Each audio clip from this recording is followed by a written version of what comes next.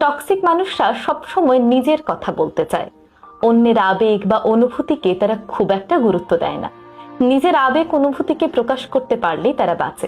তাই নিজের কথাই তারা সবসময় বলবে, আপনার কথা তারা কখনোই শুনবে না। আশেপাশে সব কিছুর ভুল ধরবে, খুঁত খুঁজে বের করবে, সবার সমালোচনা করবে। দেখবেন এই মানুষগুলো কখনোই কারোর সত্যিকারের প্রশংসা করে না, সে যেই হোক না কেন। এই ধরনের মানুষগুলো দেখবেন ঠাট্টার ছলে কিংবা সরাসরি আপনাকে এমন কথা বলে ফেলবে যাতে করে আপনার আত্মবিশ্বাস নষ্ট হয়।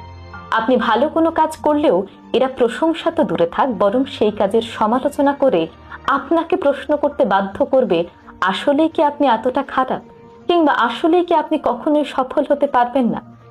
এই মানুষগুলো দেখবেন সব সময় মজার ছলে কিংবা সরাসরি আপনাকে এমন কথা বলবে যাতে করে আপনার আত্মবিশ্বাস নষ্ট হয়ে যায়। আপনি যত ভালো কাজই করেন না কেন, তারা সেই কাজের ভুল খুঁজে বের করবে এবং আপনাকে ছোট দেখানোর চেষ্টা করবে। এই মানুষগুলো সব সময় আপনাকে নিয়ে উপহাস করবে।